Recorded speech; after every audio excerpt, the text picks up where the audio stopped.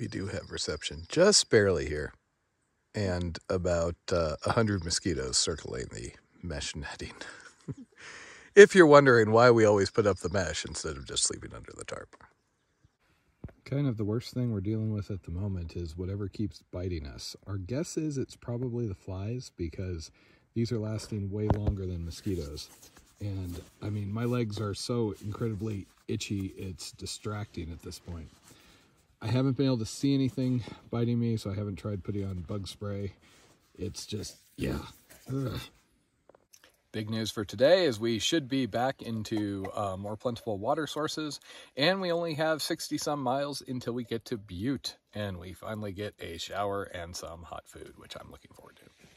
Ah, the joys of first thing in the morning hiker hobble, which I totally shouldn't have this early, but Condor Trail, etc., etc.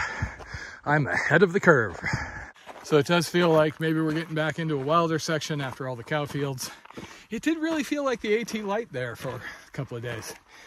And more pleasantly, the sub 1 liter water carries.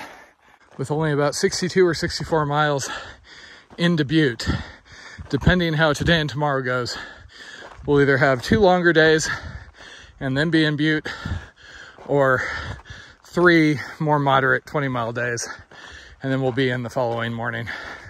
I'd like to go in the morning just so we can maximize the enjoyment of our 1 hotel night, because it's significantly more expensive to get 2 nights and do a full 0. So I'd rather arrange it, go in the morning, do the errands, get a hotel, spend the night, maybe stay in a little later, and then back on trail. The real key is strategizing town food. If we get in relatively early, then we can have Mexican food, aka nachos, possibly coffee, and then order pizza from the hotel room. My legs are also so painfully itchy that I took the extraordinary for me step of actually wiping on some Picardin in the hopes that whatever chewed my legs up, that drives away. I have not been able to figure out what's actually biting me. People usually say chiggers, etc., etc. Other than no-see-ums, normally you see stuff on you though. Tater's guess is it's one of the, 15 species of flies we keep getting swarmed by. Yes, it is. Oh my God, this is turning into the AT, isn't it? Now we just need 18 hostels every mile and... The cooler had a bunch of sodas and lemonade and had been left by a hostel up in Anaconda. And it let us see that there were actually a lot of people up ahead of us. So we had Peaches catch up, who's been flipping here and there. Per what he's saying, he heard from others that there's like 2,000 people out on the CDT this year. I'm pretty skeptical of that.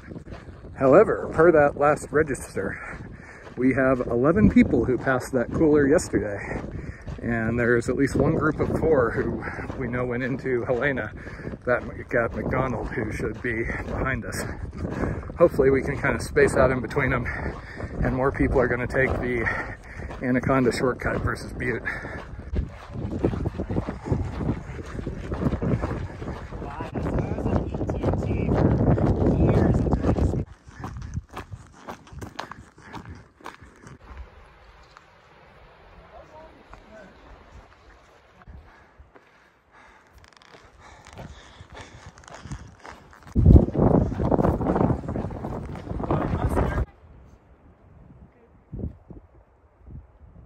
So I've been chattering away to our friend here, so we've actually been moving pretty good here without distraction. We're already 16.5 miles. So we aren't sure when our afternoon thunderstorm dousing is going to come, so we are stopping for lunch here. And we're kind of dehydrated. We've been moving pretty good today. So after a really smooth morning, Taters and I were sitting at lunch making ramen, basically thinking that maybe we could just push it a little further today and then make it into Butte a day early. Which is a mistake, because that's just asking the universe to complicate things. And sure enough, start hiking again. I am having the damnedest issues. I'm having chafing in places that I can't ever remember having chafing, and there's no mechanism for it. At the same time, the trail went from kind of cruisy to a lot more down stuff and a lot more hard to follow at times. Combine that with all the super itchy red bumps on my legs where we still haven't been able to identify anything actually biting me. And it's painful enough, I'm starting to wonder if something ain't wrong, like did I end up with bed bugs or something like that? But it doesn't make any sense because it's only on my exposed legs. Blasting? And once again, this is why I'm resistant to any sort of planning. It seems like the moment I do, the unanticipated happens. So we're mostly sticking to start relatively early, try and get out hiking by 7:30, and then hike until late, do what we can do, and then make plans last minute-ish. You'd really think after everything I've done, I'd be better or more resistant to this, but world's most okayish through hiker, huh?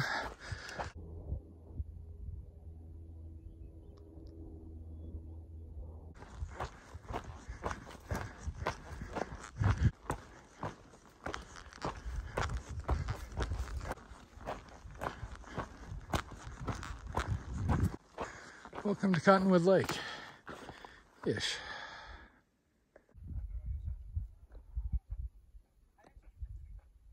Okay, best laid plans. I'm in quite a bit of pain out of nowhere, and there seems to be limited things I can do about it, and we've been slowing down, so we're gonna pull over here. So one of the downsides of this area is just the massive amount of beetle kill all around. We've seen a lot of downed trees. We're relatively safe here, but it is always a concern. Doesn't seem to be a whole heck of a lot we can do in this particular area. So what I do when I come to a site is I look for dead trees, obviously. And you have things like this tree. If it falls, it's actually going to miss us unless the wind was really, really funky. And even if it did, it would hit that tree and would not be a problem. This thing, yes, it could fall, but it's also tilting back, so I'm not that worried. The one that actually concerns me at this campsite, and it's a relatively low concern, is you see that dead one in the background there? Just because it looks like it could come down this way. And we have heard deadfall coming down around us. We actually heard a tree giving way last night where we were camped. And obviously this is a little close to the trail, but that's kind of just life on the big trails. As much as I would like to be way off in the woods, a couple hundred feet, that's not really possible here. Because, yeah. Home sweet home for the night.